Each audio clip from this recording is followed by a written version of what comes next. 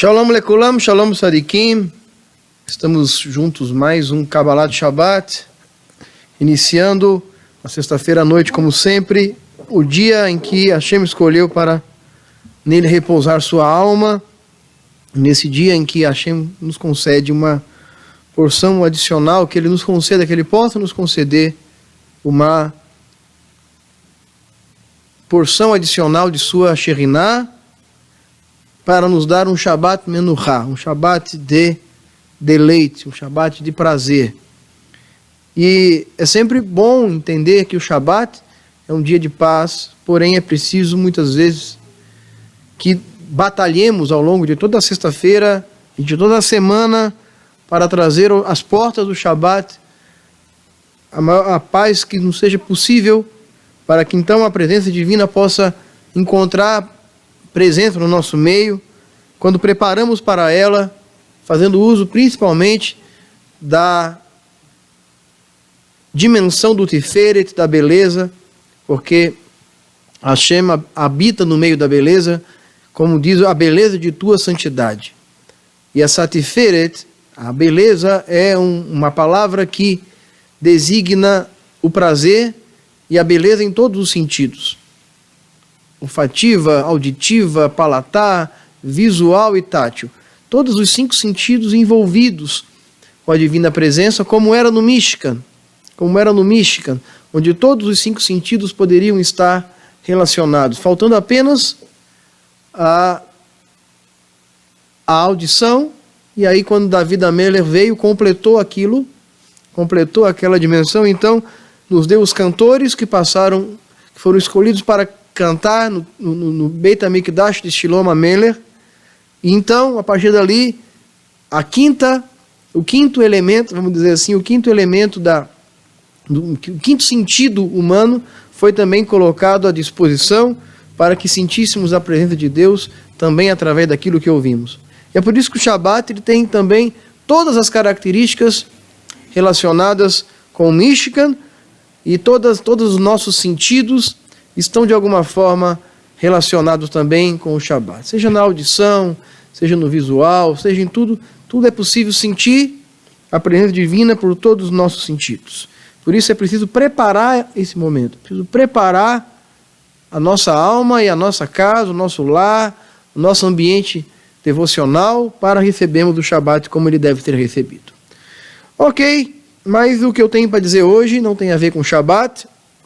O que eu tenho para trabalhar hoje é em cima de um texto que eu quero sujeitar à interpretação dos nossos sábios, porque eu costumo sempre dizer, e não adianta a gente dizer e não fazer, que existem 2 maneiras de entender aquilo que as pessoas chamam de Bíblia,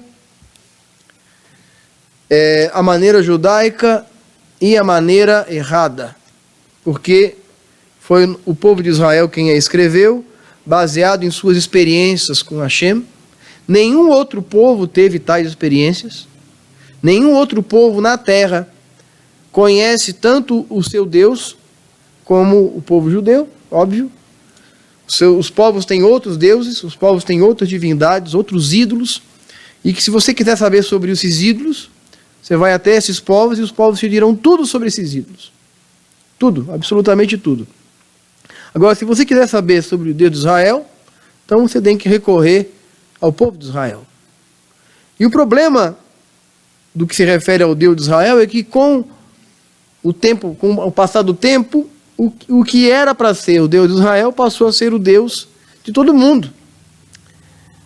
E embora Hashem seja o Deus de todo mundo, de fato, porque ele é o único Deus que de fato existe, ele é a única existência de verdade, que nada existe fora dele, nele todas as coisas subexistem, mas a interpretação a respeito dele se faz,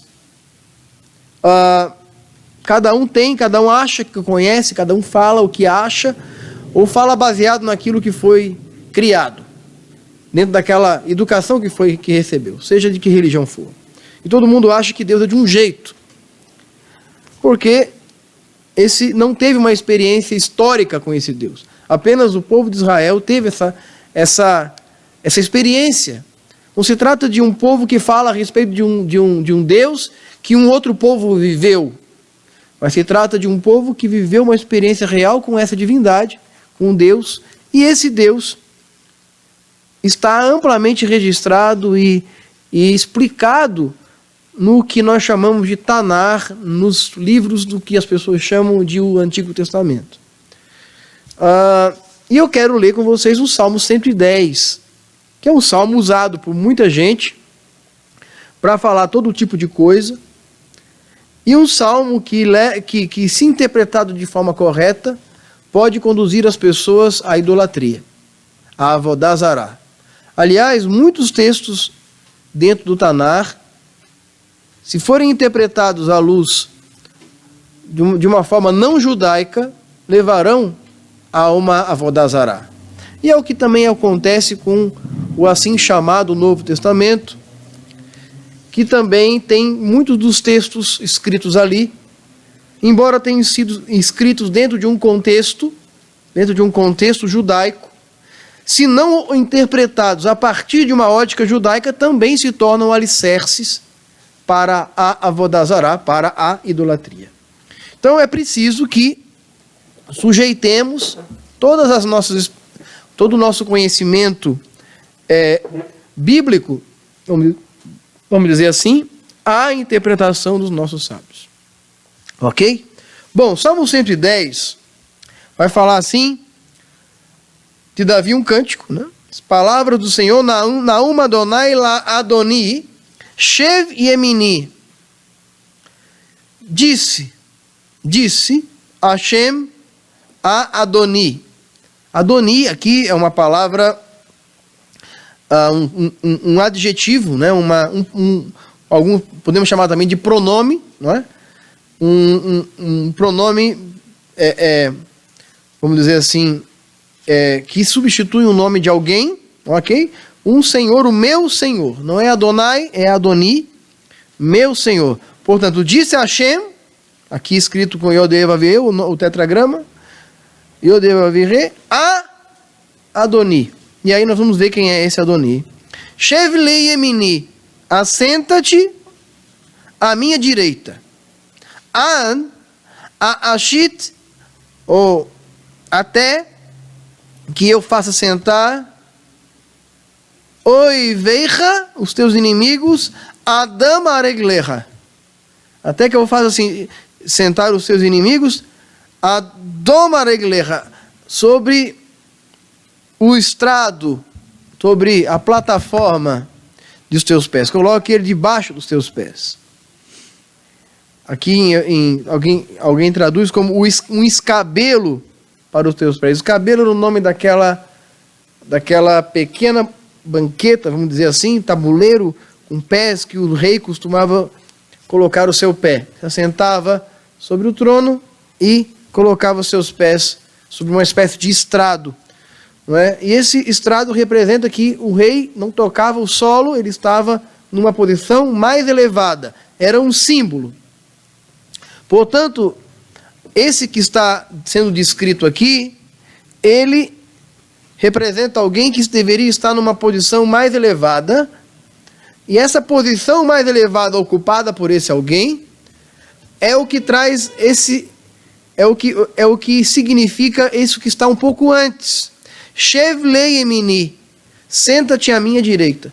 Sentar-se à direita de alguém é ocupar uma condição de honra, é ocupar uma condição de majestade, ok?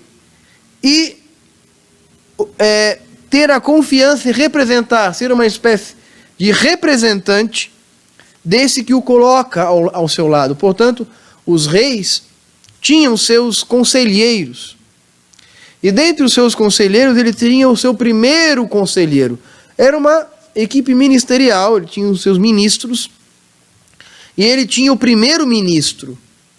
O primeiro-ministro, ele era um interlocutor entre o rei e a sua autoridade subalterna.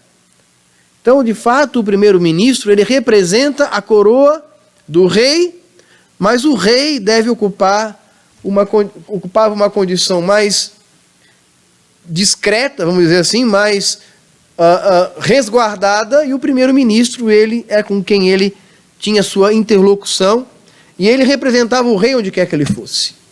O rei não deveria sair, se ausentar em demasia do palácio. Então, muitas vezes, o seu primeiro-ministro, um embaixador, um chanceler, era colocado. Então, isso significa sentar à sua direita. Ok? Também, a rainha, por vezes, ocupava a posição do lado direito. O rei Salomão, por exemplo, é falado no Tanar que o rei Salomão, sua mãe, sentava-se à sua direita. À direita de Shlomo Amelech sentava-se sua mãe. Sabemos que Shlomo Amelech tinha uma relação muito próxima de sua mãe, e ele colocou sua mãe para sentar do lado de seu trono. Também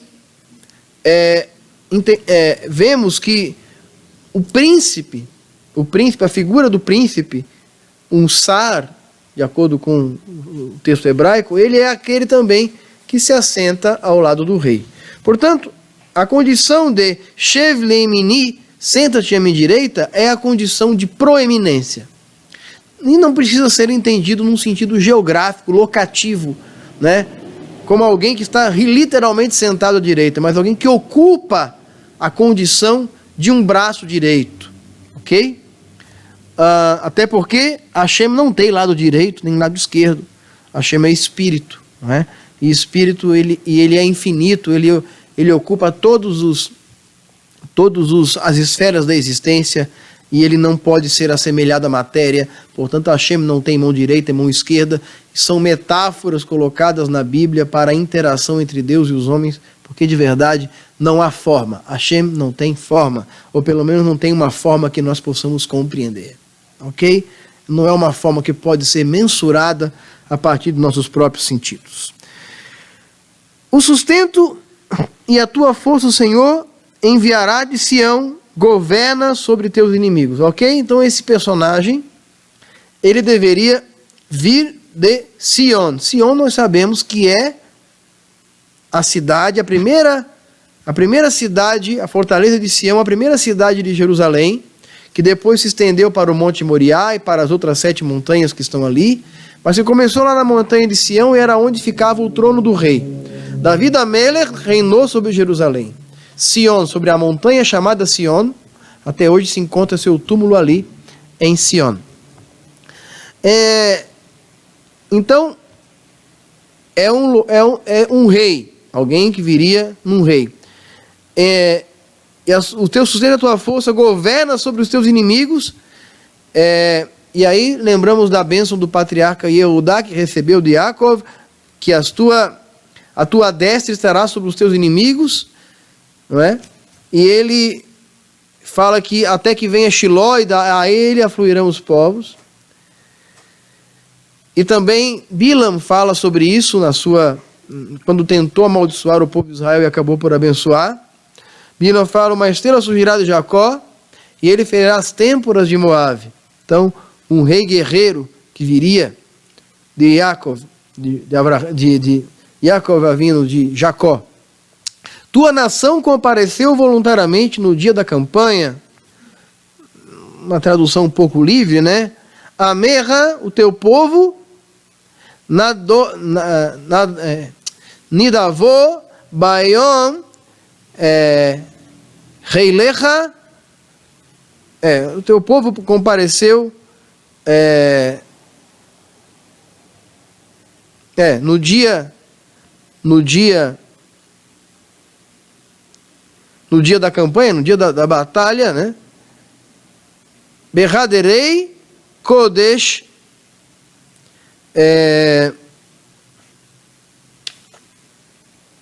por causa da tua majestosa santidade, e aqui fala uma palavra interessante, tua nação compareceu voluntariamente no dia da campanha por causa da tua majestosa santidade do útero. Por que a palavra útero aqui, em hebraico? Por que a palavra útero aparece? Porque ele simboliza algo que viria deste rei para as nações. Ou seja, ele produziria filhos. Ok? O útero aqui, a gente sabe que só mulher tem útero, mas é um sentido metafórico, simbólico, de que ele traria de seu útero filhos a esse mundo. E o Senhor jurou e não abrandará. Tu serás sacerdote para sempre, de acordo com a palavra ou com a ordem de Melquisedeque. Velo inahem ata korren leolam al divratai Malkitzedek. E tu serás sacerdote para sempre, por causa da palavra de Melquisedeque. Sobre a palavra de Melquisedeque. Adonai al yeminecha machaz bayom afo melachim. E o meu Senhor está à tua direita. Engraçado que aqui ele já inverte. Meu Senhor está à tua direita. Ou seja, aqui já fala a palavra Adonai, não a palavra Adoni. Fala que Hashem, Adonai, não Adoni. Adonai estaria à tua direita, à direita desse personagem. Esse personagem começa estando à direita de Hashem. E o texto continua dizendo que Hashem estaria à direita também desse personagem. Então, quem está à direita de quem? Depende da condição. Porque estar à direita de Hashem significa ter uma condição de proeminência junto a Hashem. Hashem estar à direita dele significa que Hashem o apoiaria. Porque se entendemos literalmente o texto do versículo 1, do Passuque 1, também teríamos que entender literalmente o versículo 5, e aí nos perguntaríamos, afinal de contas, quem está à direita de quem? Então, isso deve ser entendido num sentido simbólico. Num sentido simbólico, estar à direita de Hashem significa ter uma posição de proeminência e de honra junto a Hashem. E Hashem estar à direita desse alguém significa que Hashem apoiaria esse alguém naquilo que ele viesse a fazer. Por exemplo, da mesma forma que Moshe Rabbeinu estava à direita de Hashem, Hashem o utilizou, e tu serás para ele como Deus, e Aharon será o seu profeta. Então também ele esteve ao lado de Moshe Rabbeinu, porque Moshe falou que se as tuas faces não forem comigo, eu não irei. Então Hashem estava à direita de Moshe Rabbeinu, no sentido de o apoiar. E ele esmagará os reis na sua fúria. Ele julgará as nações cheias de cadáver e esmagará o líder da terra poderosa. Ameretz rosh alaares rabá, ou da terra grande, ou da terra proeminente. Ele esmagará, aqui não é a cabeça dos reis, não é?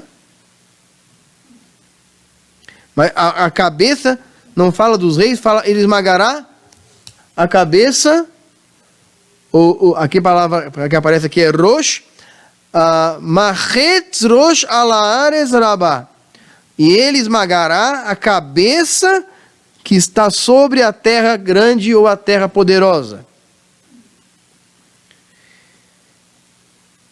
Minachal aderech yeshtam alken yarim marosh. E de um rio ao longo do caminho ele beberá, portanto ele pode orgulhosamente levantar sua cabeça. Então aqui está falando de um guerreiro. Aqui está falando de alguém proeminente, que seria uma espécie de príncipe de Deus, e que cumpriria um papel nesse mundo. Um personagem foi chamado de príncipe de Deus, que foi o próprio patriarca Yaakov, porque ludastes com Deus como príncipe e vencestes. Por isso Israel tem a palavra Sar no meio dela, que significa príncipe. Sar, príncipe. E Yaakov Avinu é considerado como um príncipe de Deus nesse mundo. De acordo com os nossos sábios, esse salmo deve ser interpretado como aludindo a três personagens especificamente. O primeiro personagem é Avraham Avinu, o segundo personagem é David Amelech e o terceiro personagem é Mashiach. Todos os três personagens estão dentro do que significa esse salmo. Por que Avraham Avinu? Avraham Avinu se assentou à direita de Hashem, de certa maneira, porque ele alcançou mérito diante de Hashem. E qual foi o principal mérito de Avraham Avinu diante de Hashem? Tornar o nome do Eterno conhecido na terra. É dito pelos nossos sábios que Deus tinha uma dívida para com Avraham Avinu. Por isso ele fala, eu chamei Avraham de meu amigo, de meu sócio, de meu parceiro. Por quê? Porque o propósito de Deus na criação era que toda a criação se tornasse conhecida, conhecedora do seu Criador. E até os dias de Avraham Avinu, dizem os nossos sábios, a humanidade não se mostrou suficientemente capaz de concluir esse propósito.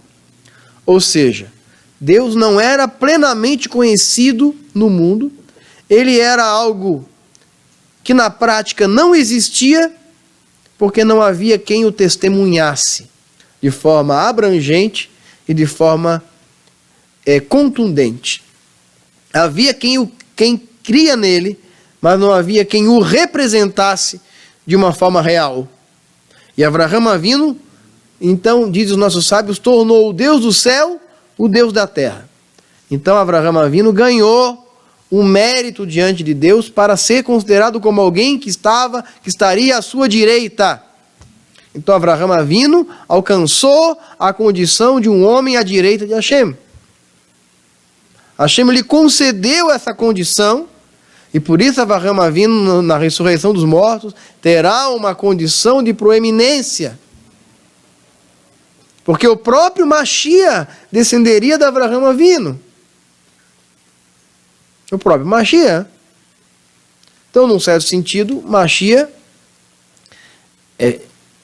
é menor que Avraham Avinu, no sentido de que ele é filho dele.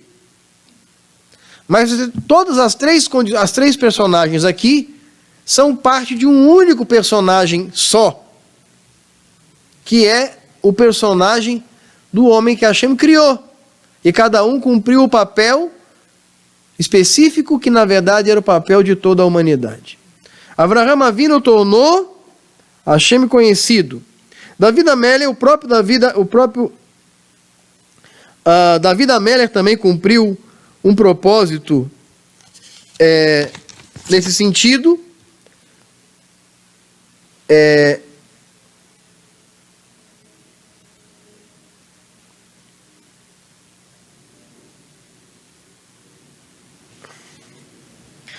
Aí os nossos sábios vão dizer que essa missão foi continuada por David Amelech. Por quê? Porque David Amelech intencionou em seu coração construir para Deus um santuário permanente nesse mundo, digno de sua divina presença.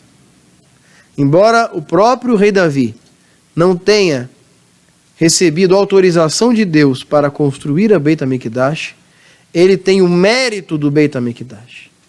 Foi ele quem comprou o terreno no Monte Moriá, o mesmo terreno que Avraham Avinu, onde ele levou Isaac para fazer aquilo que nós chamamos de Akedah, o sacrifício da amarração.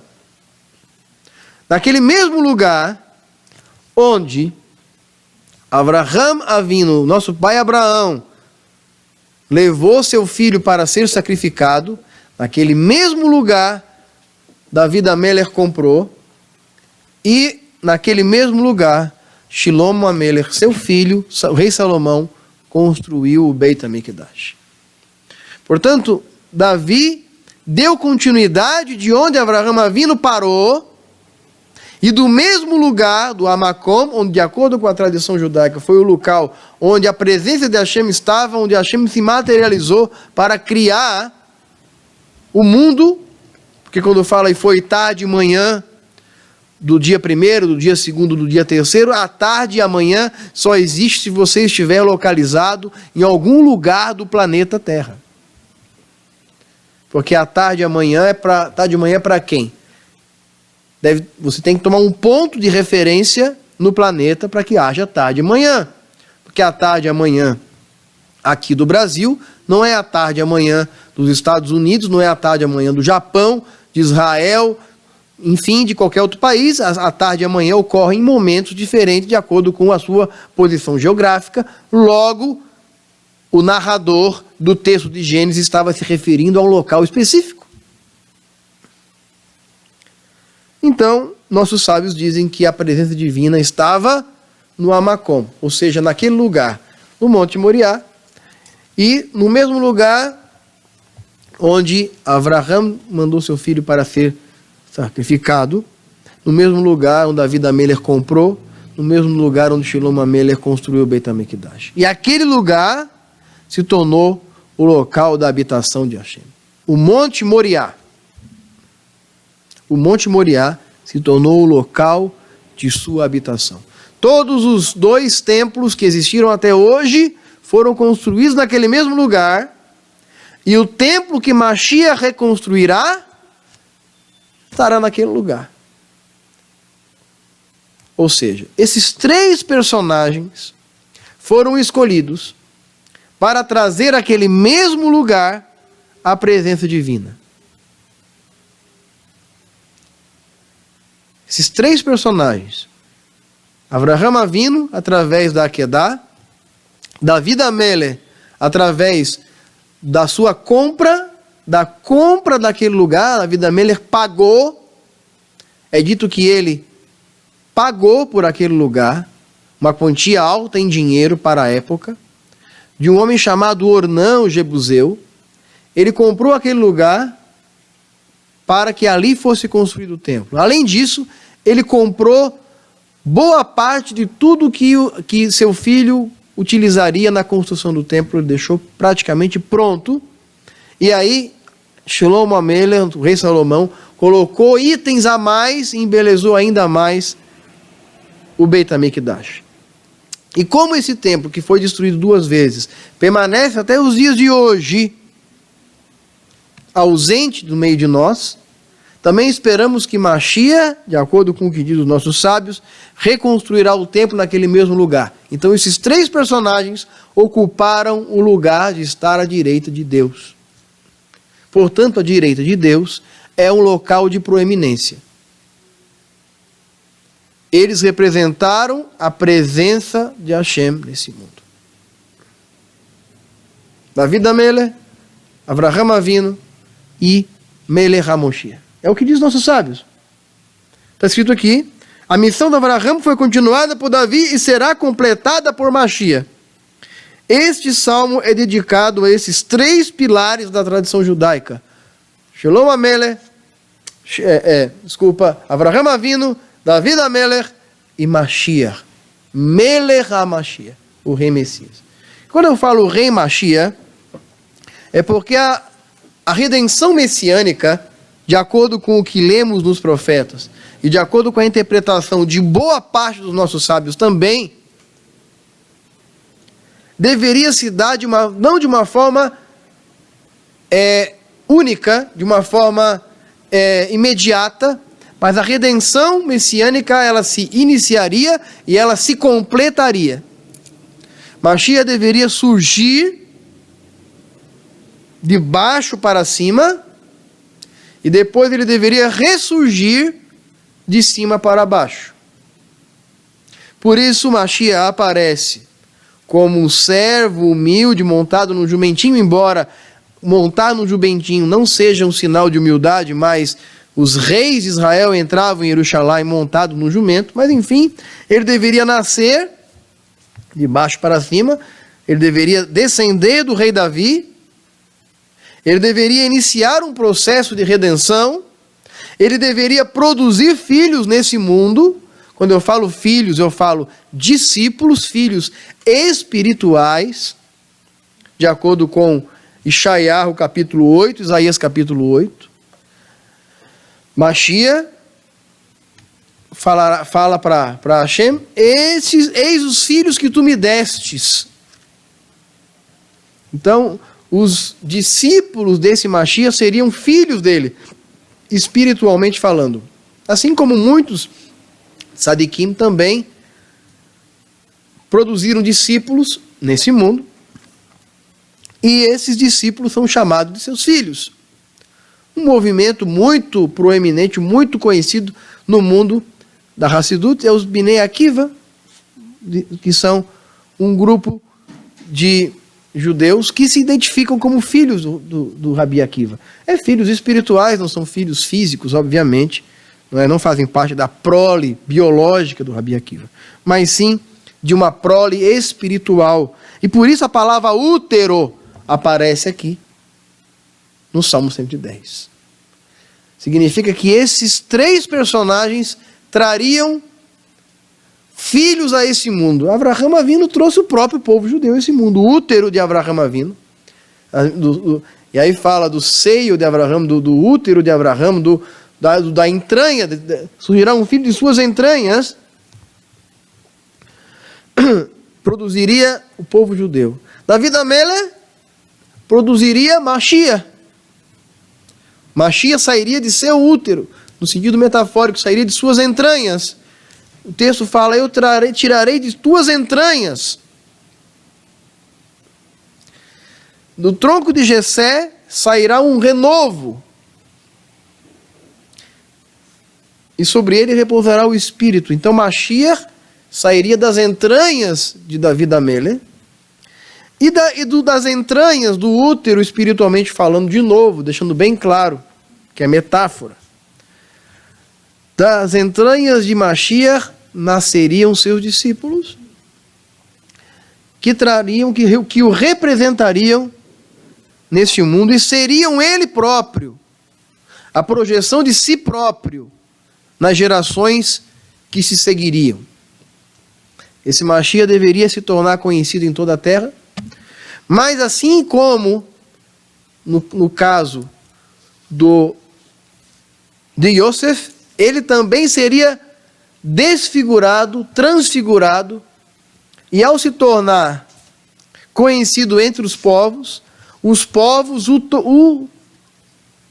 tornariam um ídolo. Ele se tornaria a base de uma má interpretação, de uma mentira. Lembrando que também no Egito, os faraós se diziam deuses e filhos dos deuses, também seus governantes.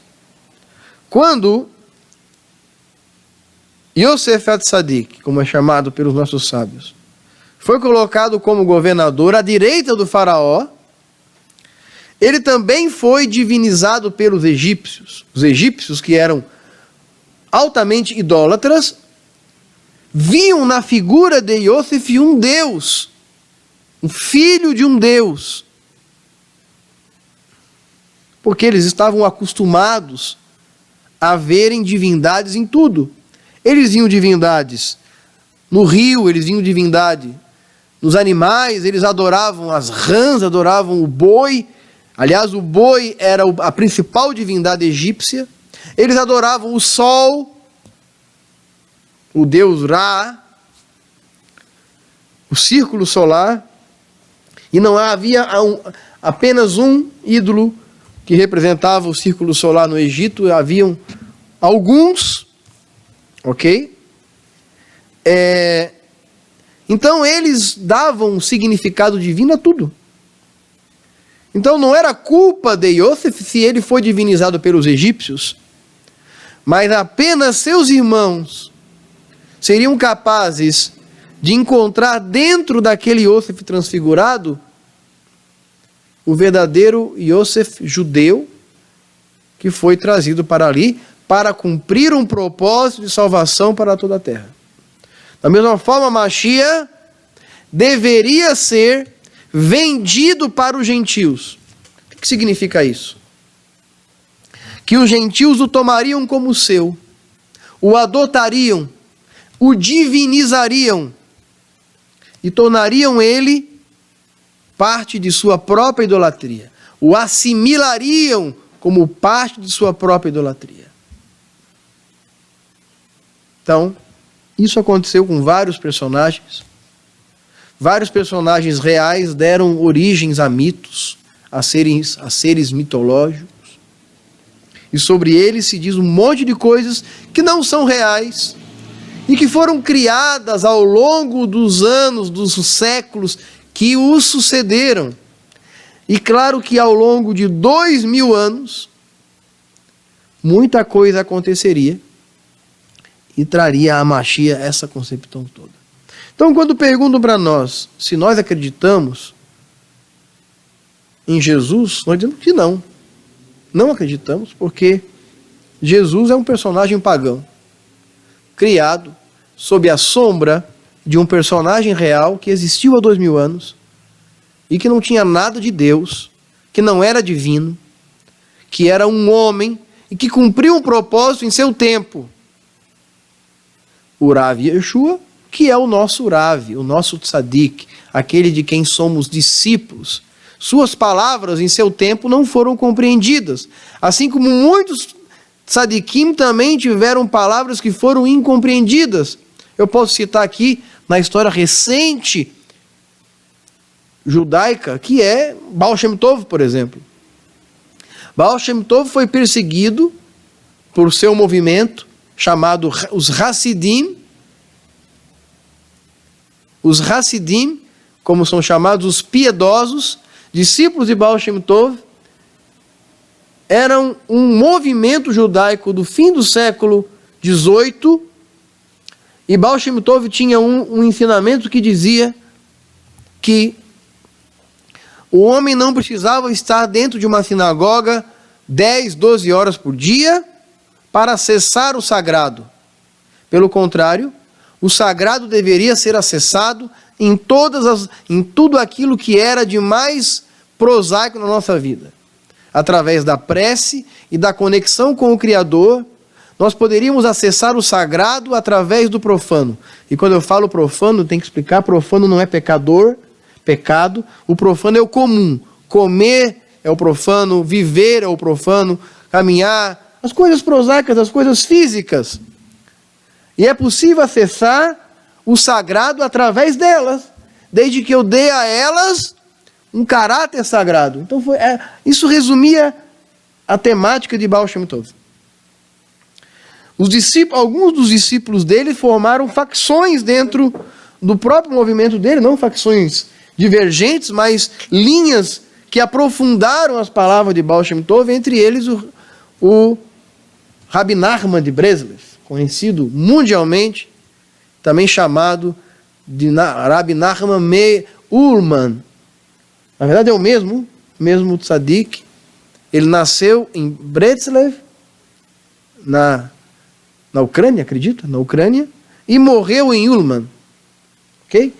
Então foi enterrado em Ullman. Então, Rabi Nachman Me Ullman, como o pessoal fala, Rabi Nachman Me Ullman, os Breslev, seus discípulos, São Hassidim também, mas têm uma compreensão diferente. Rav Nachman de Breslev disse, por exemplo, que a prece, a devoção judaica não devia se ater às meras preces litúrgicas contidas no Sidur, mas que deveria inclusive se diminuir a quantidade de preces e substituir alguma dessas preces por preces voluntárias e livres. É o que ele chamou de Rit Bodedut, que é o ato de ir para um local isolado e conversar com Hashem como quem conversa com seu amigo. Veja, o Rav Baal Shem Tov disse que deveríamos trazer os céus a esse mundo. É o conceito principal da Hassidut.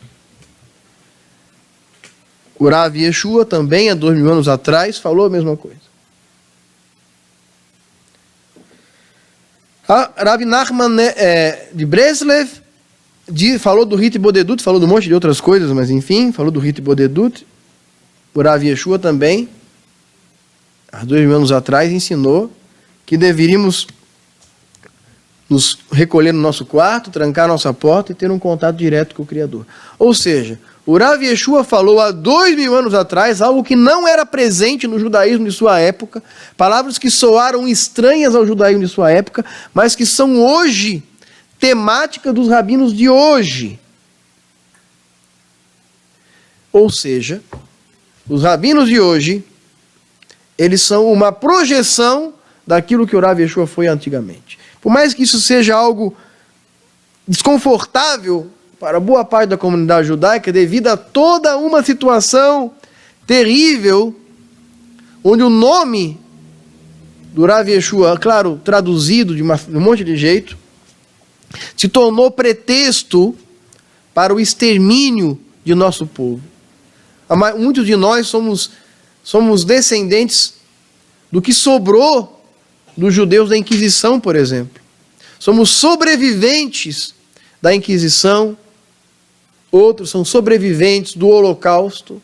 Tentativas infames de destruir o povo judeu, que é o guardião da Torá nesse mundo. Ao destruir o povo judeu, deixaria a Torá exposta, mas Hashem não permitiria isso, obviamente. Então, esses três personagens estão metaforizados aqui no capítulo 110 dos Salmos. Então, os nossos próprios sábios admitem que o Salmo 110 se refere também a Mashiach. Ótimo. Indo para os textos do assim chamado Novo Testamento, e explicando o que a palavra destra de Deus realmente significa, eu quero recorrer às palavras do meu amigo, vamos dizer assim. Às vezes a gente se familiariza tanto com o personagem que ele quase atua como nosso amigo, né? Shaul, o Rav Shaul, chamado Shaliach também, o apóstolo, o emissário. Shaliach não é um termo cristão, emissário, apóstolo, é um termo judaico. Muitos rabinos exercem a função de Shaliach. Esse é um termo usado no judaísmo rabínico e normal. Ele era Shaliach do Rav Yeshua, ou seja, um discípulo que o representava, um emissário. Ok? Coríntios, carta dele aos judeus de Corinto, aos prosélitos de Corinto. Capítulo 15, ele diz o seguinte: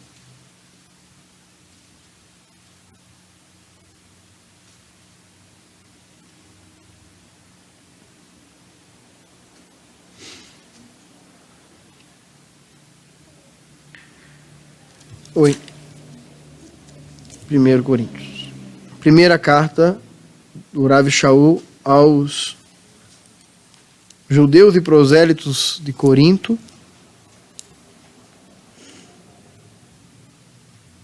Vou ler versículo 21 em diante.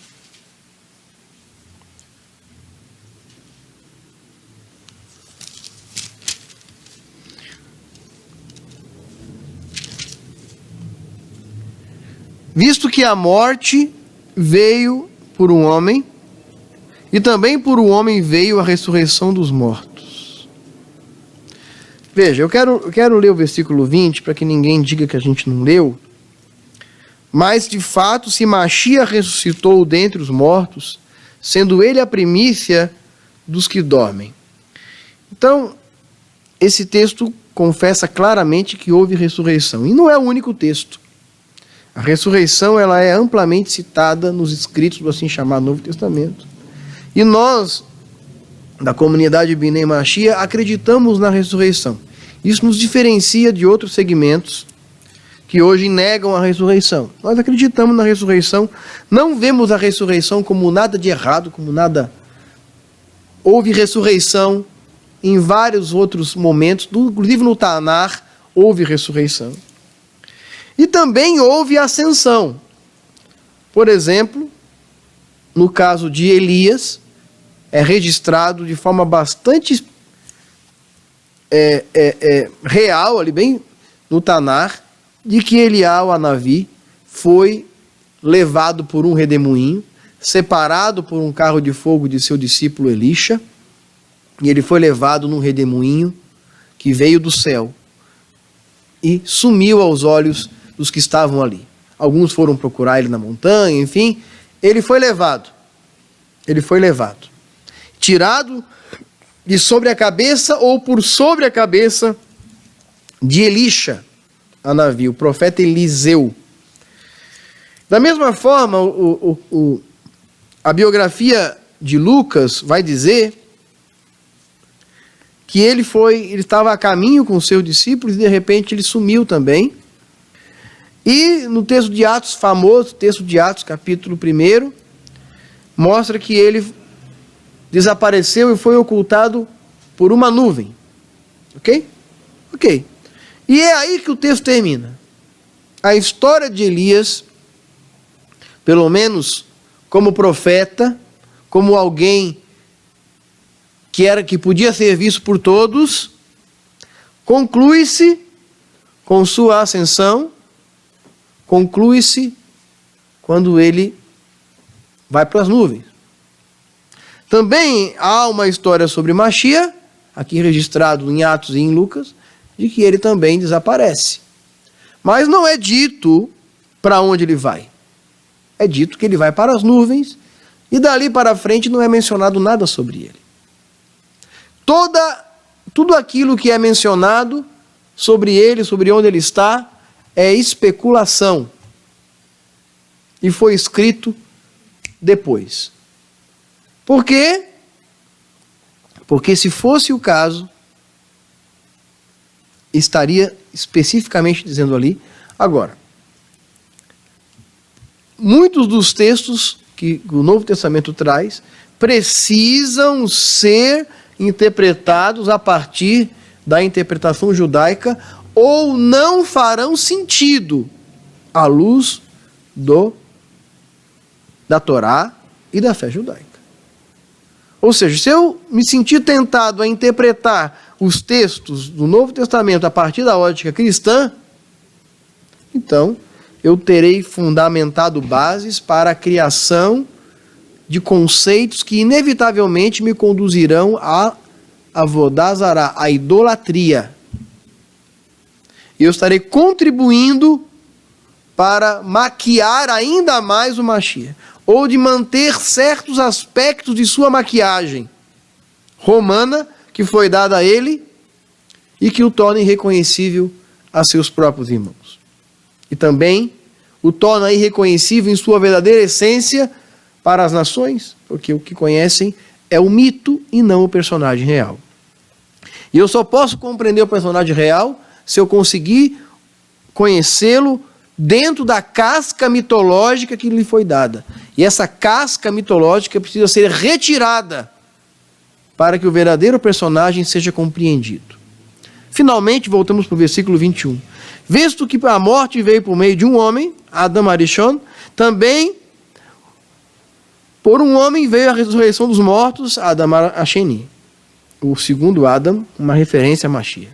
Porque assim como em Adam todos morrem, também em Mashiach todos serão ressuscitados. Mashiach, quando chegar, ele ressuscitará os seus filhos, ou seja, ele ressuscitará os seus discípulos, aqueles com quem ele reinará nesse mundo. Cada um, porém, na sua própria ordem. Mashiach, as primícias, que é as primícias, o primeiro, depois os que são de Mashiach na sua vinda. Então é dito que Mashiach ressuscitaria, e é dito que na sua vinda, isso aqui nós podemos aprofundar depois, não é o tema aqui hoje, não é o tema. Há algumas coisas aqui nesse texto que poderiam ser analisadas de uma outra maneira, mas eu não vou mexer com isso hoje, não é necessário, o tema aqui não é esse. Então virá o fim, quando ele entregará o reino a Hashem, ao Deus e Pai, quando houver destruído todo o principado, bem como toda a potestade e poder. Porque convém que ele reine até que haja posto todos os inimigos debaixo dos seus pés. Essa é uma referência ao Salmo 110. Para o Rav Shaul, o texto do Salmo 110 é um texto que se aplica ao Yemei HaMashiach, aos dias do Messias. Não se aplica aos dias de hoje. Mashiach reinaria e Hashem colocaria os seus inimigos debaixo dos seus pés nos dias de Mashiach. É o que algumas pessoas conhecem como milênio. Porque todas as coisas sujeitou debaixo dos seus pés. Aí aqui está no passado. Então mostra que desde então as coisas estão sujeitas a ele. Mas não de uma forma literal ainda. Por isso é dito, senta-te à minha direita até. Então, Mashiach ocuparia uma condição de proeminência. Mas isso não está falando de algo geográfico, locativo. Está falando de uma condição que Mashiach teria diante de Deus. Uma condição que iniciou em Avraham Avinu, que foi continuada por David Amélia e que seria concluída por Mashiach de uma forma gradual dentro do processo da redenção messiânica. Então Mashiach reaparecerá. Deus o tirará da sua condição de ocultamento. E quando eu falo ocultamento, as pessoas às vezes não gostam, que eu não importo muito com isso, mas enfim, as pessoas não gostam porque não entendem o que eu digo, o que eu quero dizer. Ocultamento é uma condição que nós usamos, um termo que nós usamos, para não dizer exatamente onde ele está, porque não é possível provar dentro das escrituras judaicas de que Mashiach deveria estar no céu. Isso é ridículo. Veja, quando você vê os textos dos Atos dos Apóstolos, por exemplo, Atos dos Apóstolos fala que Shaul ia nas sinagogas. Numa situação muito conhecida pelas pessoas, ele foi numa sinagoga numa cidade chamada Bereia, e lá ele falou a respeito de Mashiach, mostrando as escrituras de que o Rav Yeshua era o eleito Mashiach de Israel. Por que eu falo eleito? Por que eu falo eleito? Porque ele foi eleito, mas não está no exercício de sua messianidade. Portanto, ele ainda não exerce a função de Mashiach. Ele pode ser considerado por nós como um eleito Mashiach, não o Mashiach de fato. Porque Mashiach de fato é uma condição que ele não exerce hoje. Porque Mashiach é alguém que se assentaria no trono de Davi, e ele não assentou, é alguém que reconstruiu o templo, e ele não reconstruiu. Portanto, ele é o eleito Mashiach. Muitos outros rabinos são considerados por seus discípulos como eleitos Mashiach. E é uma coisa normal que os discípulos que tenham uma expectativa sobre seus tzadikim, de que ele poderá ser Mashiach. Então não há nada de estranho para nós pensar dessa maneira. Agora, será que quando Shaul Rochalia pregava lá na sinagoga lá de Bereia, e fala que os judeus iam nas escrituras para ver se era do jeito que ele estava falando, e aí eu penso, lá não tinha Mateus, Marcos, Lucas, João, Atos, Romanos, Coríntios, 1 Coríntios, 2 Coríntios, Efésios, Tessalonicenses, Gálatas, não tinha nada disso. Nem Apocalipse, não tinha nada disso. Esses textos foram escritos muitos anos depois, a partir de relatos de pessoas já idosas ou de pessoas que já tinham morrido, relatado pelas pessoas que conheceram os que conheceram. Os textos mais antigos datam dos 60, 70, 80 anos depois de Mashiach, ou seja, já na diáspora, já após a destruição do templo. Então, muitos dos textos narrados aqui,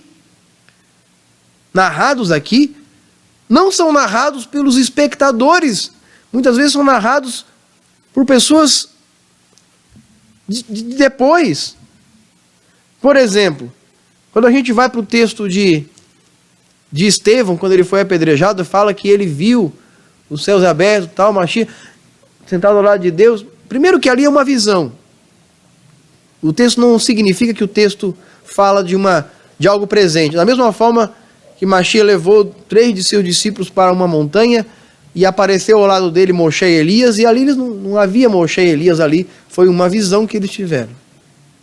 Uma visão. Da mesma forma, o texto diz claramente o que ele disse, que ele teve uma visão. Tá?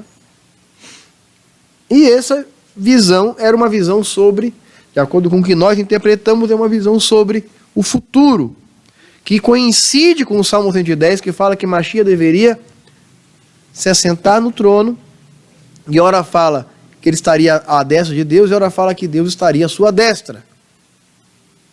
Então uma condição dupla. Ele estaria ao lado de Deus e Deus estaria ao lado dele. Ele estaria à direita de Deus e Deus estaria à sua direita. Então, se ele está à direita de Deus, Deus está à sua direita, logo nós vemos que não é uma questão locativa, é uma questão de situação. Estar à direita de Deus significa ter proeminência, e Deus estar do lado dele significa ter o apoio de Deus. O apoio. Então é uma condição metafórica, simbólica. Qualquer outra interpretação que seja dada a isso não encontra base na Torá e nos profetas. Agora, há quem utilize as palavras dos profetas ou desse Salmo 110 para dar sustentação a essa tese pré-estabelecida. Que não se pode pegar uma ideia pré-concebida. Claro, eu quero fazer uma pergunta. Se o Novo Testamento não trouxesse tantas citações de estar à destra de Deus, de direito de Deus, disso, daquilo, será que o Salmo 110 seria interpretado dessa maneira? Lógico que não. Só que quando o Rav Shaul levava o conhecimento de Mashiach para as sinagogas, ele só tinha o Salmo 110, tinha os outros textos do Taná, ele não tinha essas citações. Shaul não conhecia os evangelhos, os assim chamados evangelhos. Ele havia recebido dos discípulos diretos do Rav, ele havia recebido deles as informações. Ele não recebeu através das biografias escritas. Porque as biografias escritas foram escritas muito tempo depois. E muitas das vezes que trazem relatos, estão ali a linguagem do narrador. Então eu preciso interpretar aquilo à luz da compreensão judaica, ou ele se tornará base teológica para a idolatria. E é esse o problema. É esse o problema. Quando alguma coisa que não tem valor teológico, ganha valor teológico para fundamentar teses. Aí eu vou interpretar Daniel 7 baseado nisso, eu vou interpretar Salmo 110 baseado nisso, sendo que nem uma coisa e nem outra se refere a isso. Quando o Mashiach aparece montado num jumentinho, ele vem de baixo para cima, lá nesse mundo. Quando ele aparece nas nuvens do céu, significa que ele vem nas nuvens do céu. Fala o texto bem claro, eu vi vindo nas nuvens do céu. Daniel estava na terra. Então, se refere ao seu regresso, ao seu reaparecimento.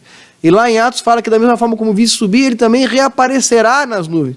Então é o texto de Daniel. É possível provar em Daniel que Mashiach viria nas nuvens. Se não é possível provar por esse texto, então eu pergunto em que texto do Tanar é possível dizer que ele viria nas nuvens? Porque a única vez que aparece nuvem no Tanar é aqui. De outro texto aparece. Então se só aparece ele indo, não aparece ele voltando? Qual outro texto então que fala sobre isso? Então há um relato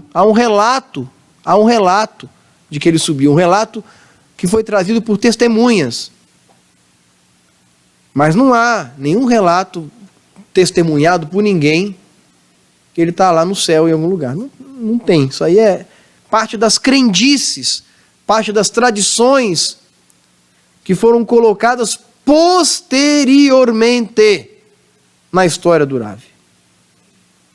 Na história do Rav Yeshua, e que não tem nenhum compromisso teológico com a fé judaica. Ok.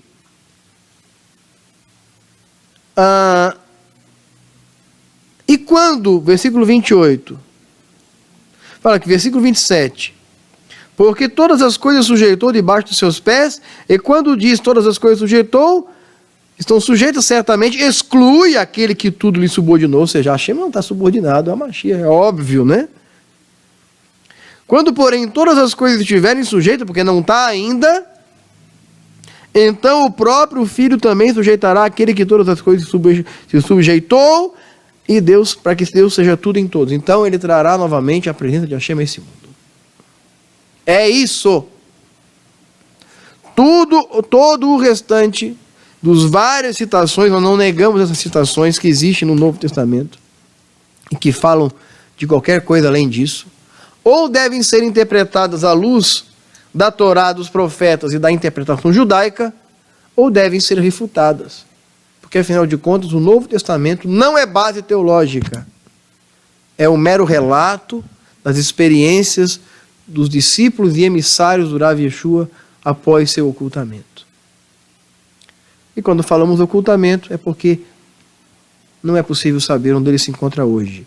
Mas queremos que ele reaparecerá para a implantação do Mahut HaShamayim, trazendo de novo o templo sagrado a esse mundo, um reino de paz, um reino onde ele estabeleceria a paz,